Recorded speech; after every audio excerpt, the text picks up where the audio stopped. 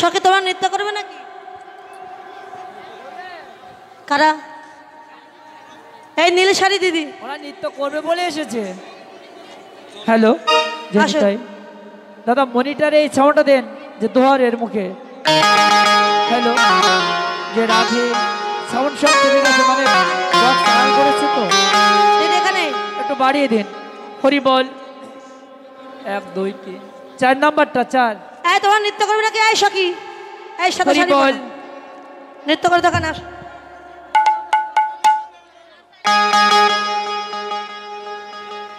দিদি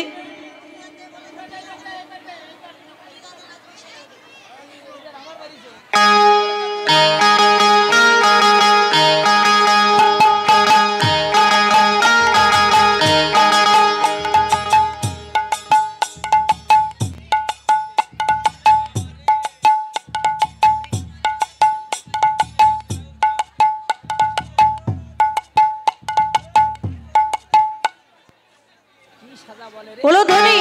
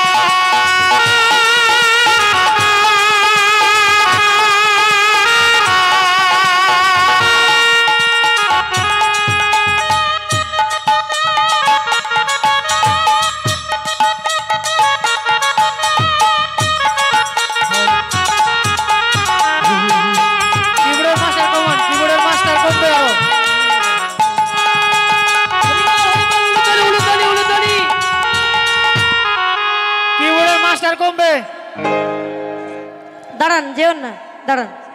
এখন কুটিলা বলছে বৌদি এই সুন্দরবন কে নির্মাণ করেছে, তার কি নাম, কি বাধা? বলো বলো, পরিচয় দাও। জানো ননদী, এই বনে না বিশাল বড় এক দৈত্য আছে। তার ঠ্যাং দোকানের তাল গাছে, ও মা, মুখিয়া লম্বা লম্বা দাড়ি, ও ঠাকুরদা, দাঁত দোকানা মুলোর মতো, দাঁত দোকানা কুলোর মতো। যদি পাহাড়ের চূড়ায় নিয়ে গিয়ে তাকে ধাক্কা দিয়ে মাটিতে ফেলে দিল। ওরে আমার না খুব ভয় লাগছে বৌদি। কেন ভয় করছে কেন? ওই দৈত্য যদি আমাকে ধরে নিয়ে যায় বৌদি। কেন ধরবে? আমরা তো আছি। আরে আমি তো কুটিলা সতী নারী, আমার মতো সতী বৃন্দাবনে আর কেউ না। তুমি কি বলতে যাচ্ছ? বৌদি তুমি আজ আমায় ছেড়ে দাও, আমি আর একদিন আসবো। আজকে যাবে না? না আমি যাবো না, আমার ভয় লাগছে। দিচ্ছ অন্যদিন যাবে? হ্যাঁ ঠিক আছে। তা কুটিলা ঘরে গেল, রায়ধনের সখীগণকে নিয়ে ভানুমন্দির প্রস্তুত হয়েছে। ভানুমন্দিরে সব গোছানো আছে, কিন্তু ব্রাহ্মণ না। কুন্তলতার কাছে বটু, ব্রাহ্মণের কাছে বটু। রায়ধনের সূর্য পূজা করতে এসেছে। তুমি এমন একজন ব্রাহ্মণ এনে রাধার মনোবাসনা পূর্ণ করো, এমন একজন ব্রাহ্মণ নিয়ে এসো। তা কুন্তলতা বটুর কাছে গিয়ে বটুকে ব্রাহ্মণ বেশি সাজাচ্ছে। তারে দেখি মন সখী এলাই মাথার কেশ, বেশি না বলে রসস্যক ধরে ব্রাহ্মণের বেশ। গলে কাটা ভালে ফোটা কষাকষি করে, ছোট্ট কোচা মোটা কোচা কটিয়াটি করে,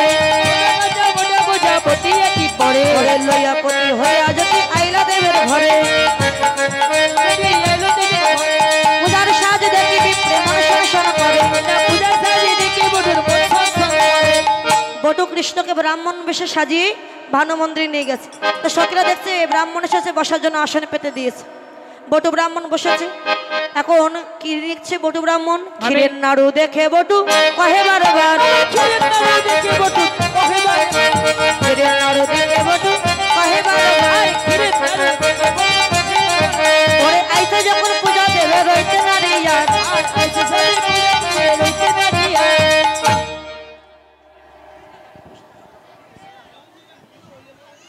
এখন বটু ব্রাহ্মণ ক্ষীরের নাড়ু দেখে লোভ সামলাতে পারছে। আমি ক্ষীরের নাড়ু খাবো, খিদে পেয়েছে খুব।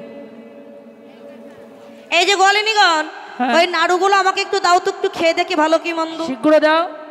যারা যারা প্রসাদ এনেছো সব আমাকে দাও। এক পিস করে দিলে হবে। সখীরা বলছে ও ব্রাহ্মণ, কি পূজার আগে প্রসাদ খায় এমন ব্রাহ্মণ তো জীবনে দেখি নাই। জীবনে দেখনি? না তো। আমি আমি আগে সেবা করি, তারপর পূজা করি, কারণ আমার বাপ ঠাকুর দ্বারাও আগে সেবা করে এসছে, তাই আমি সেই ধরা নিয়েছি। হ্যাঁ। ও তোমার বাপ ঠাকুর দাও বুঝি আগে খেয়ে এসেছে? আগে প্রথমে খেত, শোনো, তারপরে পূজা করতো। হ্যাঁ। সমস্ত ব্রাহ্মণের নিয়ম আগে প্রসাদ সেবা করা, আগে পূজা করা, পরে প্রসাদ সেবা করা। না না, আমার যে ধরা আছে না, বাপ ঠাকুরদার ধরা। তা তুমি যদি পূজার আগে প্রসাদ খাও, তোমার মতো ব্রাহ্মণ দিয়ে আমরা পূজা করবো না। আচ্ছা, আমিও পূজা করতে পারবো না যদি আগে প্রসাদ না দাও, পারলে অন্য ব্রাহ্মণ দেখে নাও। রায়ধনী বলে সখীরে বা কি করবি তাহলে? ললিতা সখী একটা নাড়ু নিয়েছে মধু, একটা নাড়ু, নাড়ুর ভিতরে সিদ্ধি মিশিয়ে দিয়েছে। হ্যাঁ হ্যাঁ। সিদ্ধি মানে কি বাবা? সিদ্ধি মানে কি? লজেন্স। সিদ্ধি মানে লিচু গাজা। বটু তো জানে না সিদ্ধি মাখানো নাড়ু যাই না খেতে দিয়েছে। অস্ত্রী জানি বিনোদিনী মদক দিল করে, ওরে মদক খেয়ে বটু আঁখি ধুলো ধুলো করে।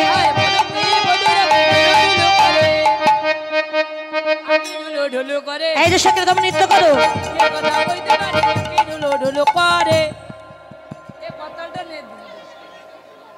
আচ্ছা একটু পরে দেই আপনাকে, আমি সব দিচ্ছি, একটু সখীরা একটু নৃত্য করো, তারপরে পরে আমি দিচ্ছি, স্ট্যান্ড সব দিচ্ছি।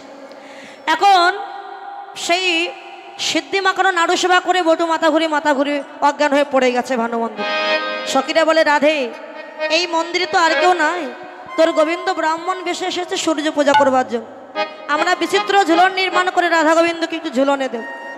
ঝুলন নির্মাণ করে সখীরা ঝুলনে দিয়েছে, সকলে হলুদ ধ্বনি হরির ধ্বনি দেবে। ঝুলনায় পর নাগর নাগরী,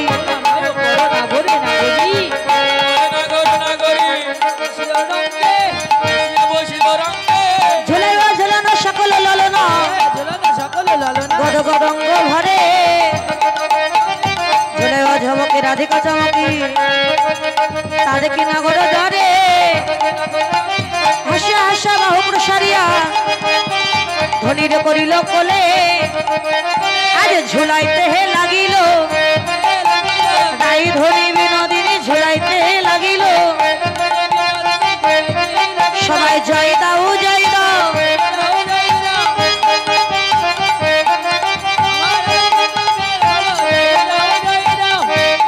সখীরা নৃত্য গীত করছে, এক দুষ্ট বুড়ি দেখতে পেয়েছে।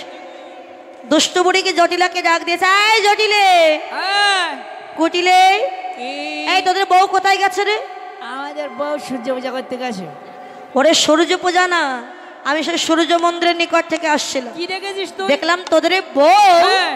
নন্দের বেটার সাথে কি নৃত্য না করছে রে ওই ভালো আমাদের মন্দিরে। বউ নৃত্য করতে পারে না, আমি কিন্তু যাব দেখতে। হ্যাঁ যদি বিশ্বাস না হয় আয়, আমি হাতে নাতে প্রমাণ দিয়ে দেব। আমি যাব। জটিলা কুটিলা আয়ান যাচ্ছে ভানু মন্দিরে। দুষ্ট লোকে কয় কপাটে কইরা বুড়ির কান।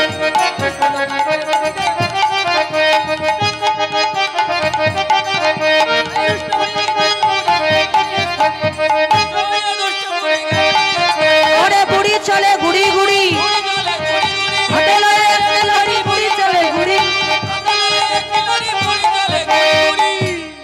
দুষ্ট বুড়ি যাচ্ছে হাতে লয়ে একটা লড়ি। এখন জটিলা কুটিলাকে আসতে দেখে রায়ধনী বলে, বধূ ওই দেখে শাশুড়ি আর ননদি আসছে, উপায় কি? যদি এসে তোমাকে দেখে ফেলে? চিন্তা করো না রাধে, তোমরা যে ফুল এনেছো ওই ফুল দিয়ে আমাকে ঢেকে দাও, আমি কানু এখন ভানু হয়ে ফুলের মধ্যে লুকিয়ে যাই। কানু তখন ভানু হয়ে ফুলের ভিতরে যায়, যখন তেমন তখন তেমন বুঝে কথা কয়।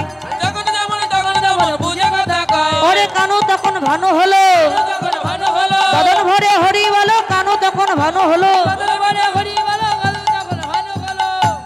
কৃষ্ণ ভানু হয়ে ফুলের মধ্যে লুকিয়েছে। আর যেই না ফুলের মধ্যে লুকিয়েছে, এমন সময় জটিলা এসে দেখছে রায়ধনী মাথায় ঘোমটা দিয়ে বসে বসে কাজ। হে সূর্যদেব, আমার শাশুড়ি খুব ভালো, আমার স্বামী খুব ভালো, তার চাইতে আমার একটা ননদি আছে কুটিলা, সে আরো ভালো। বাবা, তারা যদি মারা যায় আমি কার মুখের দিকে চেয়ে বেঁচে থাকবো?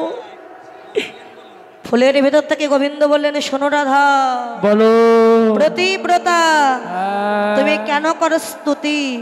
বুড়ির পাপে মরবে পতি, পতি তোমার বাঁচবে না। সূর্যদেব, আমার শাশুড়ি ননদে যদি মারা যায় আমি কি নিয়ে বাঁচব?